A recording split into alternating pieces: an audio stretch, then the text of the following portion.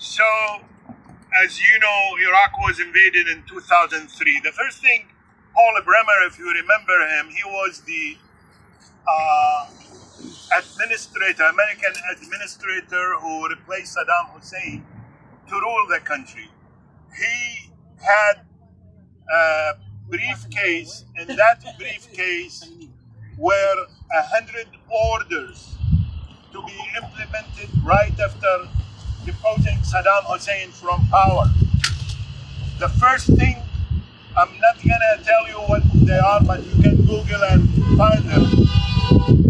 The first order was to get rid of the Iraqi army that was described as the fourth army in the world when Iraq was invaded.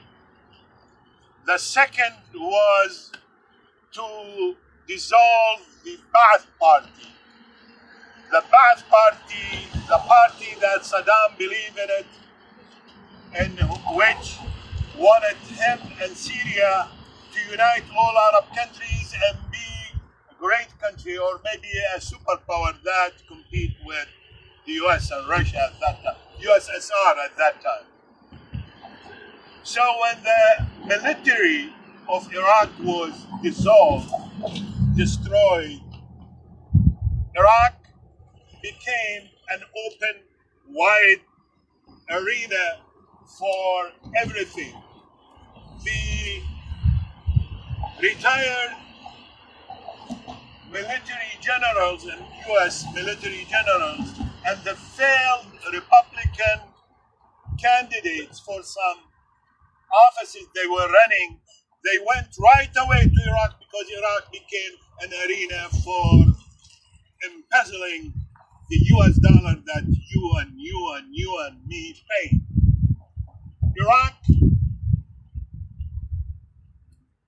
budget, monthly budget was $12 billion a month, which was mostly stolen by those retired military generals and the failed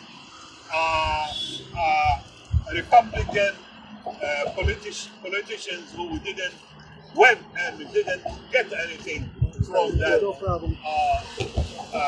election with George Bush. So anyway,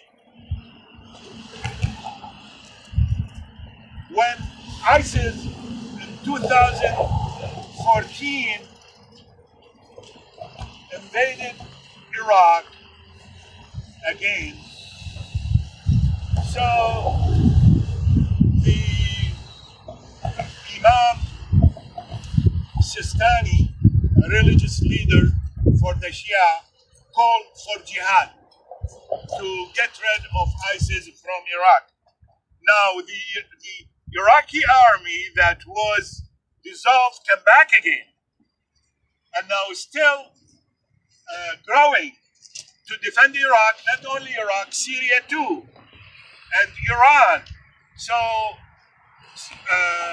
United States of America, which is politically hijacked by Zionism, and to look at the both aisles, Republicans and Democrats, actually, when it comes to the foreign policy of this country, both are trying and competing to appease Zionism, which capital is Israel. So Israel is sending those issues, the Zionism sending those orders, please get rid of ISIS. Not ISIS, ISIS is their baby. Get rid of they call it the front, the popular front. Do you know this? Here you go. We call it in Iraqi al-Hashd al-Shabi, the popular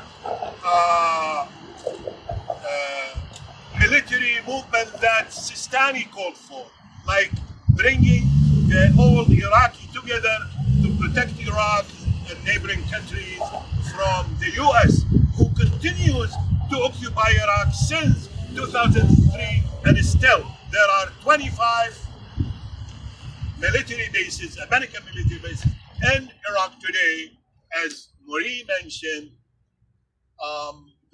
it's part of the 800 military bases in the whole world. So,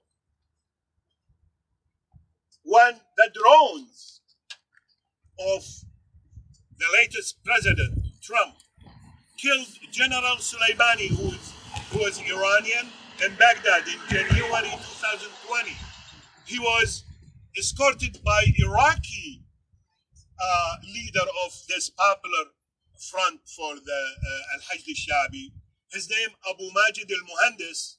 So both were killed, one Iraqi, one Iranian.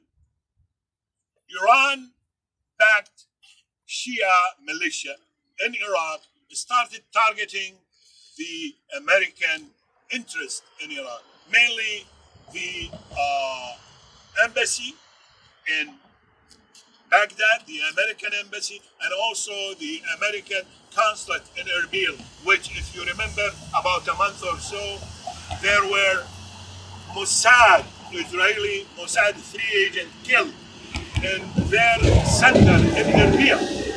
So what we are witnessing is a continuous struggle between Iran from one side, Saddam Hussein was from one side, before him Jamal Abdel Nasser, if you remember, who tried to get the jinni out of the bottle.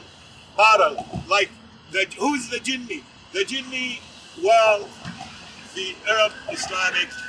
This jinni probably will threaten the U.S. superpower after the USSR is not there.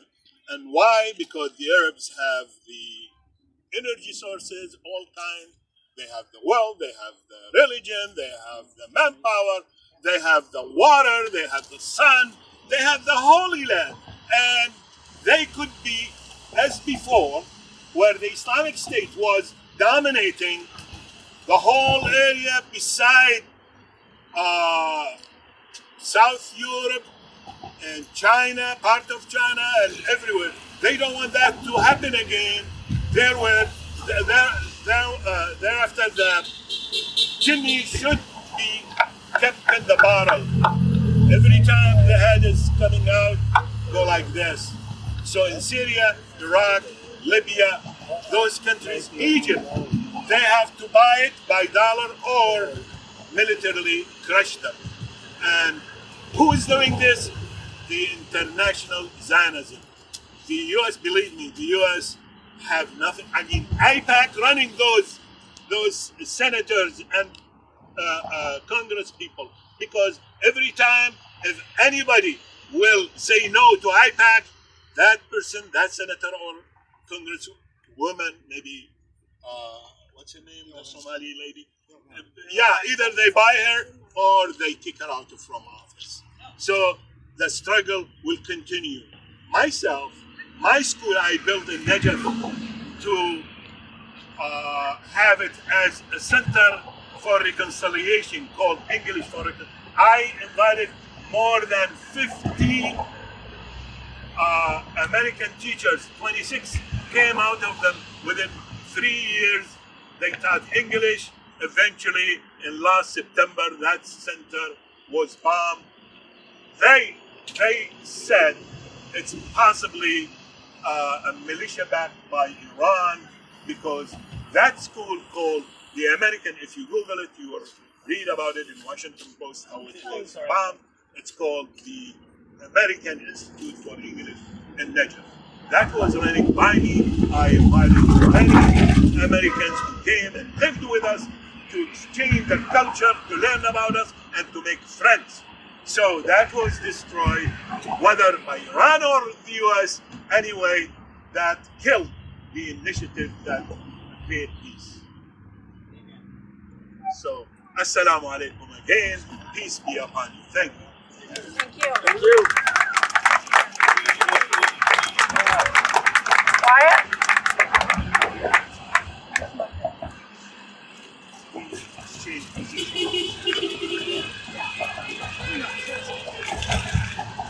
Can you hear me? So, as As you all probably know, a couple days ago, the U.S. Bombed both Iraq and Syria again. I actually, a few weeks ago, was actually in Syria with a peace delegation, and we saw a lot of the reconstruction efforts that have been going on as the terrible war that's been going on in Syria starts to wind down in some places. And many of the internally displaced refugees are trying to get back to their lives and rebuild their homes. And what's so terribly unfortunate is that the U.S. seems committed to preventing this reconstruction from happening. And instead, the U.S. seems poised to be trying to keep this war going on in Syria, and we saw that with these bombings. They weren't bombing ISIS; they were bombing an Iraqi militia, which was inside Syria with the Syrian government's permission, itself formed to fight ISIS. And these kinds of airstrikes always run the risk of triggering a major regional war. We should remember, of course, it feels like after 10 years of terrible war in Syria that, how could there be how could the war keep going? But we should remember in Vietnam, for example, that, the full-scale war with U.S. involvement didn't even start until after there had already been 15 or 20 years of war against the French. So there's always this threat that the Middle East, which has already been ravaged by the late Donald Rumsfeld's endless war, it can still get worse. The Biden administration seems to not be worried about those risks, and we should all, it's great everybody's out here because we always need to oppose these airstrikes, and we need to oppose the sanctions too, and oppose the U.S. military occupation not only of Iraq, but of the oil fields in eastern Syria, all of which are contributing to Syria's inability to rebuild after the war and keeping the millions of refugees from going back to their homes and restarting their lives. So that's all I have to say. Thank you. Thank you very much. I'll go around the circle, and if you have an announcement, go ahead and make it.